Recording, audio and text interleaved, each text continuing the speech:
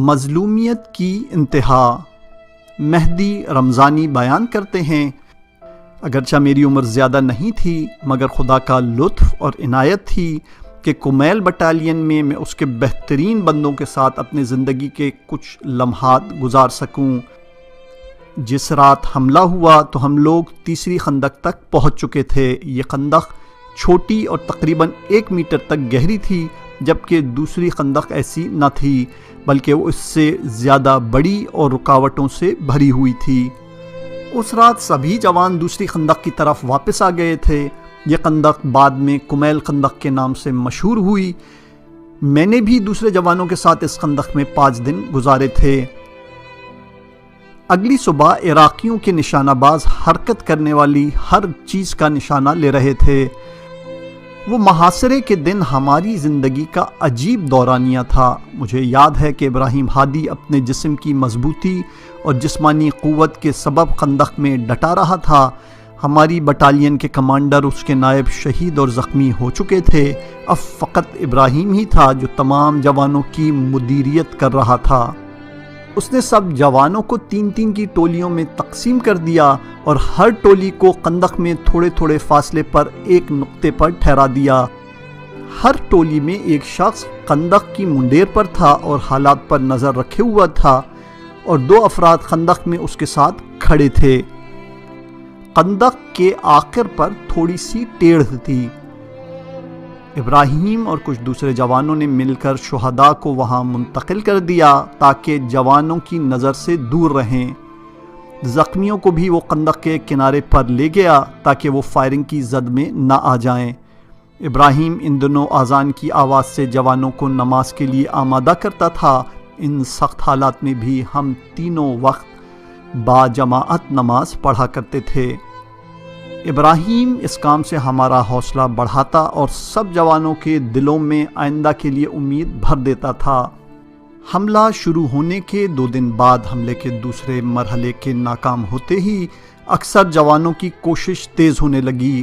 ہم چاہتے تھے کہ اس بند جگہ سے نکلنے کا کوئی راستہ نکالا جائے۔ ہمارا آخری ٹیلی فونک رابطہ جو ڈویژن کے ساتھ ہوا، اس میں کمانڈر حاجی پور شہید نے نہایت اضطراب کے عالم میں کہا تھا، ہم کچھ بھی نہیں کر سکتے، جیسے بھی ممکن ہو تم لوگ پیچھے واپس آ جاؤ۔ جمعرات 10 فروری کا روز تھا کہ ہمارے سامنے اور پشت سے ٹینکوں اور بختر بند گاڑیوں کی آواز زیادہ ہونے لگی۔ جوانوں نے خندق کی دیواروں کو کھود کر سیڑھیاں بنا لیں۔ کچھ جوانوں نے سمجھا کہ ہمارے لیے کمک آ گئی ہے، لیکن نہیں، ہمارا محاصرہ زیادہ تنگ کر دیا گیا تھا۔ عراقی کمانڈوز ٹینکوں کی آڑ لیتے ہوئے آگے بڑھنے لگے۔ وہ سمجھ چکے تھے کہ اس دشت میں فقط اس خندق کے اندر ہی ہمارے فوجی جوان باقی بچے ہیں۔ مجھے یاد ہے کہ جعفر طاہری شہید نامی ایک سید جوان نے RPG ہاتھ میں پکڑی اور خندق کی دیوار پر بنائی گئی سیڑھیوں سے اوپر جا کر ایک مارٹر گولہ دشمن کی ٹینک پر داغ دیا۔ اس کا فائدہ یہ ہوا کہ دشمن تھوڑا پیچھے ہٹ گیا۔ اس کے بعد دوسرے جوانوں نے بھی مسلسل فائرنگ کر کے کچھ عراقی کمانڈوز کو ہلاک کر دیا اور کچھ فوجیوں کو جو بہت قریب آ چکے تھے اسیر کر لیا۔ ان سخت حالات میں 5 قیدیوں کا بھی ہم میں اضافہ ہو چکا تھا۔ کھانے اور پانی کی عدم موجودگی نے ہمارا دماغ چکرا کر رکھ دیا تھا۔ ہمارے اکثر جوان خستگی اور بے جان حالت میں خندق میں ادھر ادھر پڑے ہوئے تھے۔ جو ٹینک خندق سے دور ہو چکے تھے انہوں نے اپنے لاؤڈ سپیکر آن کر لیے۔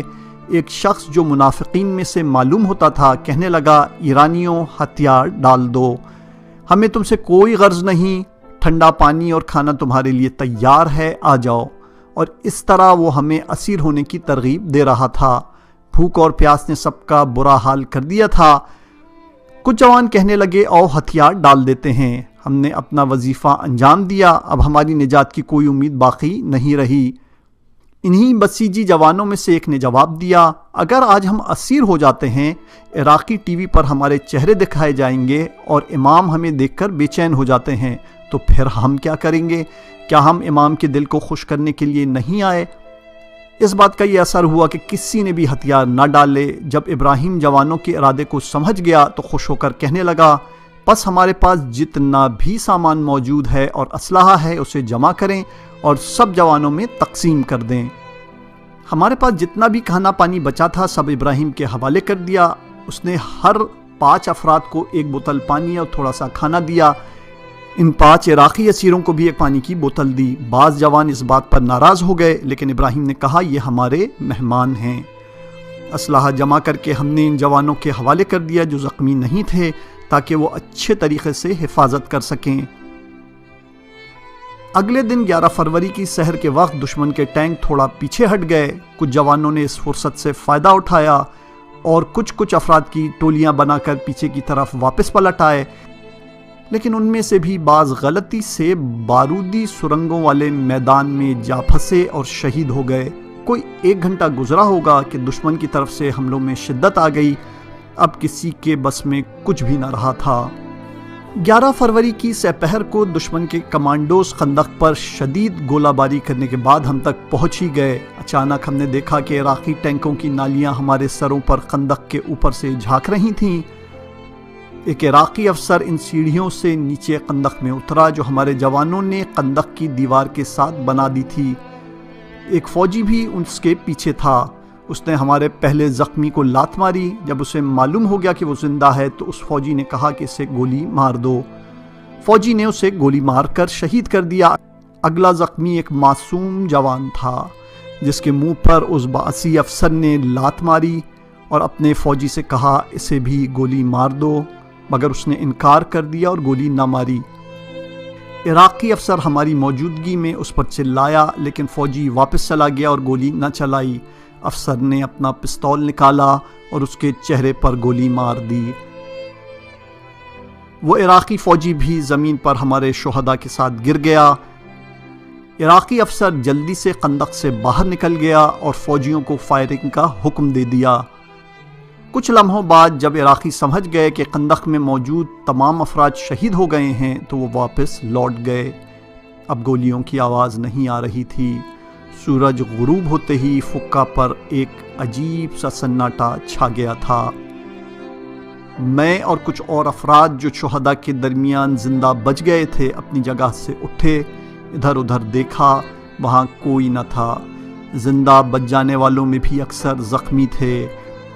جب ہم نے چلنا شروع کیا تو مکمل تاریکی چھا چکی تھی اور اجالا ہونے سے پہلے اپنے آپ کو اپنی فوج تک پہنچا دیا۔ قید امیر بنجر بیان کرتے ہیں کہ ابراہیم کی گمشدگی کی خبر کو 1 ہفتہ ہو چکا تھا۔ میں ظہر سے پہلے مسجد کے سامنے آیا۔ جعفر جنگروی بھی وہیں پہ تھے۔ وہ بہت زیادہ پریشان اور رنجیدہ تھے۔ کوئی بھی اس خبر پر یقین نہیں کر رہا تھا۔ مصطفیٰ بھی پہنچ گیا۔ ہم ابراہیم کے بارے میں باتیں کر رہے تھے کہ اچانک محمد آغا آیا اور سب سے بے خبر کہنے لگا، دوستو تم میں سے کوئی ابراہیم ہادی کو جانتا ہے؟ ہم اچانک خاموش ہو گئے اور حیرت سے ایک دوسرے کو دیکھنے لگے۔ اس نے ہم سے پوچھا کیا ہوا، کیا کہہ رہے ہو؟ وہ بیچارہ بہت گھبرا گیا، کہنے لگا کچھ نہیں یار، میرا سالہ کچھ ماہ پہلے گم ہو گیا تھا۔ میں ہر روز رات کو 12 بجے بغداد ریڈیو سنتا ہوں۔ عراقی فوجی رات گئے تک عراقیوں کے ناموں کا اعلان کرتے ہیں۔ کل رات میں ریڈیو سن رہا تھا کہ اچانک ریڈیو اینکر نے جو فارسی زبان میں بات کر رہا تھا پروگرام کو ختم کیا اور موسیقی نشر کی۔ اس کے بعد خوش ہو کر اعلان کیا، اس حملے میں مغربی محاذ پر مصروف جنگ ایرانی کمانڈر ابراہیم ہادی بھی ہماری فوج کی قید میں آ چکا ہے۔ ہم خوشی سے پھولے نہیں سما رہے تھے۔ ابراہیم کے زندہ ہونے کی خبر سن کر ہم سب بہت ہی خوش ہوئے۔ کچھ سمجھ میں نہیں آ رہا تھا کہ کیا کریں، ہاتھ پاؤں قابو میں نہیں تھے۔ جلدی سے دوسرے دوستوں کی طرف بھاگے۔ حاج علی صادقی نے ریڈ کراس کو خط لکھا۔ رضا ہوریار ابراہیم کے گھر گیا اور اس کے بھائی کو خبر دی۔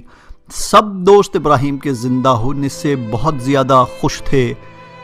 کچھ دن بعد ریڈ کراس کی طرف سے خط کا جواب موصول ہوا۔ جواب میں لکھا تھا، میں ابراہیم ہادی، عمر 15 سال، نجف آباد اصفہان سے تعلق رکھتا ہوں۔ میرا خیال ہے کہ آپ لوگوں نے بھی عراقیوں کی طرح غلطی سے مجھے مغربی محاذ پر مصروف ایک کمانڈر کا ہم نام ہونے کی وجہ سے وہی کمانڈر سمجھ لیا ہے۔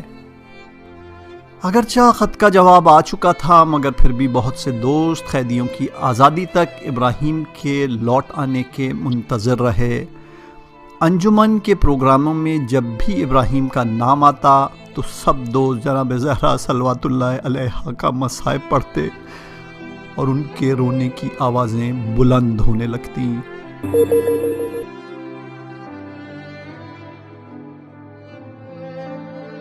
فراق۔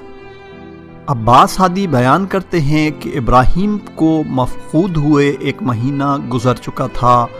اس کے دوستوں میں سے کسی ایک کو بھی ایک لمحے کے لیے قرار نہیں تھا۔ ہم جہاں بھی اکٹھے ہوتے ابراہیم ہی کا تذکرہ کرتے اور آنسو بہاتے۔ ایک دن ایک دوست کی عیادت کے لیے ہم ہسپتال گئے۔ رضا گودینی بھی وہیں تھا۔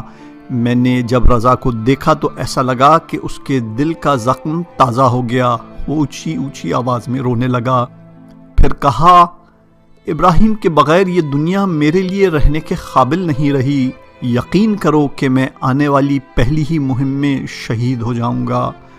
ایک اور دوست نے کہا، ہم نہیں سمجھ سکے کہ ابراہیم کون تھا۔ وہ خدا کا خالص بندہ تھا۔ وہ ہمارے درمیان آیا اور ہم نے اس کے ساتھ زندگی گزاری تاکہ ہم سمجھ سکیں کہ خدا کا بندہ ہونے کا مطلب کیا ہوتا ہے۔ ایک اور گویا ہوا، ابراہیم مکمل معنوں میں ایک پہلوان تھا، ایک عارف پہلوان۔ ابراہیم کی شہادت کو 5 ماہ گزر گئے۔ ماں جب پوچھتی کہ ابراہیم چھٹی پر کیوں نہیں آتا تو ہم مختلف بہانوں سے بات کا رخ بدل دیتے۔ ہم کہتے ابھی جنگ ہو رہی ہے لہٰذا ابھی وہ نہیں آ سکتا۔ مختصر یہ کہ ہم روز کوئی نہ کوئی بہانہ بنا لیتے، یہاں تک کہ ایک دن ماں کمرے میں آ گئیں اور ابراہیم کی تصویر کے سامنے بیٹھ کر رونے لگی۔ میں نے آگے بڑھ کر پوچھا، ماں کیا ہوا؟ کہنے لگی، میں ابراہیم کی خوشبو سونگھ رہی ہوں۔ ابراہیم اس وقت اس کمرے میں ہے، اسی جگہ پر۔ جب ماں کا گریہ کم ہوا تو کہا، مجھے یقین ہے کہ ابراہیم شہید ہو گیا ہے۔ آخری دفعہ وہ کافی مختلف انداز میں گیا تھا۔ میں نے بہت کہا تھا کہ آؤ تمہاری شادی کے لیے چلتے ہیں، میں تمہیں دولہا بنانا چاہتی ہوں، لیکن وہ کہتا تھا، نہیں اماں، مجھے یقین ہے کہ میں لوٹ کر نہیں آؤں گا۔ میں نہیں چاہتا کہ کوئی روتی ہوئی آنکھ کمرے کے کونے میں پڑی میرا انتظار کرتی رہے۔ کچھ دن گزرے تو ماں دوبارہ ابراہیم کی تصویر کے سامنے کھڑی ہو کے رونے لگیں۔ ہم بالآخر مجبور ہو گئے کہ ماموں کو لے آئیں تاکہ وہ ماں کو ساری حقیقت سے آگاہ کر دے۔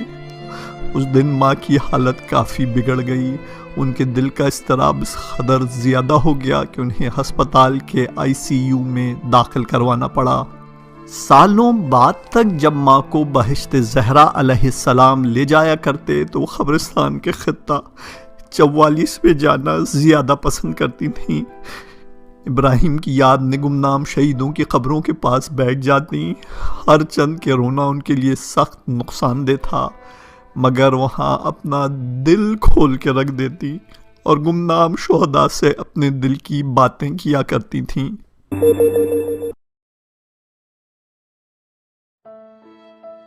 تلاش۔ سعید قاسمی اور شہید کی بہن بیان کرتے ہیں کہ 1990 میں قیدی آزاد ہو کر اپنے وطن واپس آ گئے۔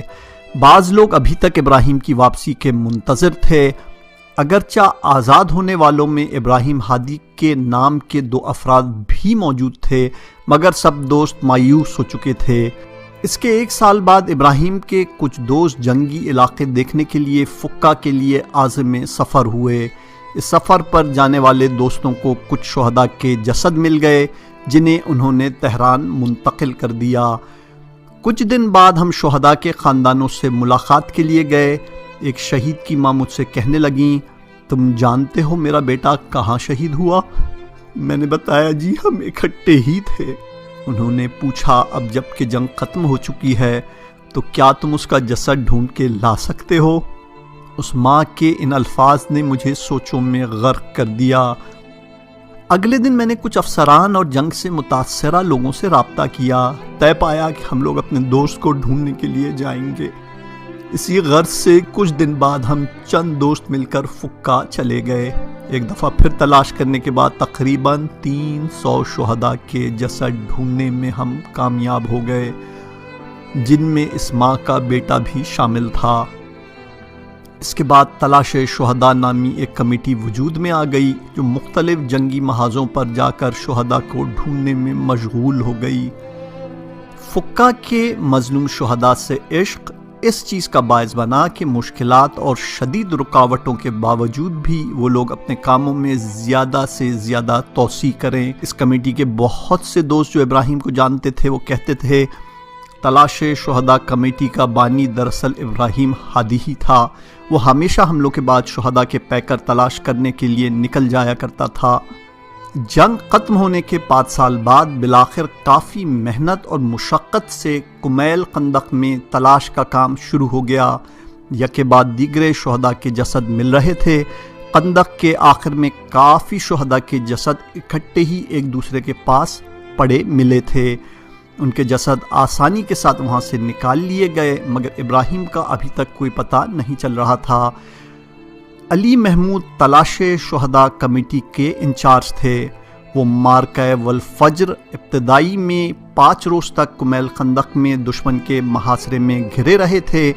وہ اپنے آپ کو ابراہیم کا مرہون احسان سمجھتے تھے اور کہتے تھے فکا کی غربت و مصیبت کوئی نہیں جانتا، ہمارے کتنے ہی مظلوم دوست اس خندق میں موجود ہیں۔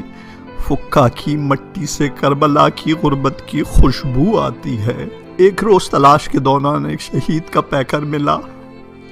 اس کے ساتھ موجود اس کے سامان میں ایک یادداشتی ڈائری ملی جو اتنے سال گزرنے کے بعد بھی پڑھنے کے قابل تھی۔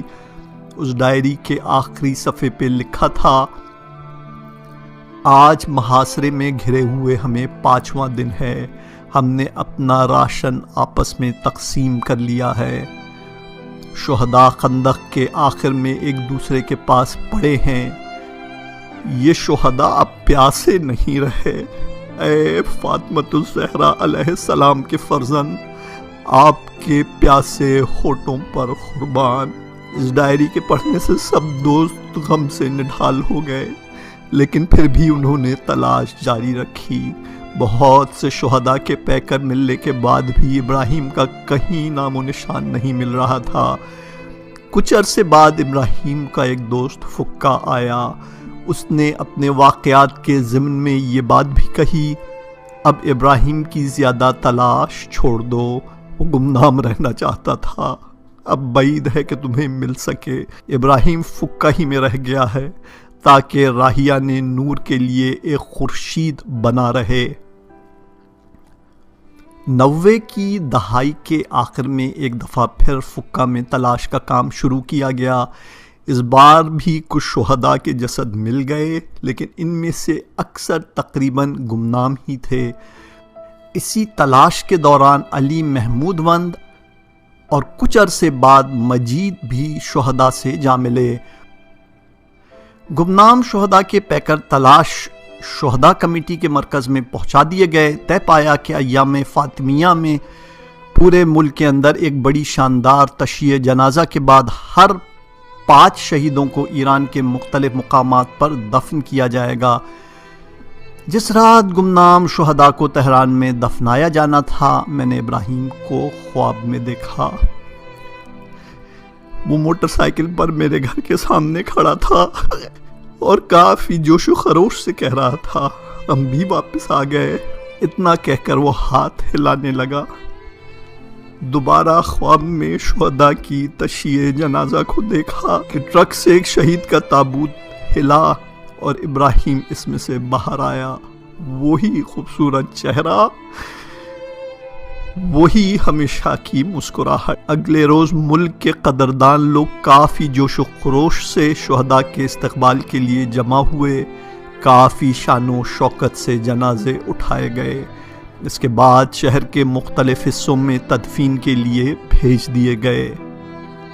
میرا یہی خیال ہے کہ ابراہیم حضرت زہرا صلوات اللہ علیہا کی شہادت کے ایام میں گمنام شہداء کے ساتھ ہی واپس آ گیا تھا تاکہ ہمارے چہروں پر پڑے غفلت کے غبار کو صاف کر سکے۔ یہی وجہ ہے کہ میں جب بھی کسی گمنام شہید کے مزار پر جاتا ہوں تو ابراہیم کی یاد ستانے لگتی ہے اور پھر اس ملت کے ان ابراہیموں کے لیے فاتحہ خوانی کرتا ہوں۔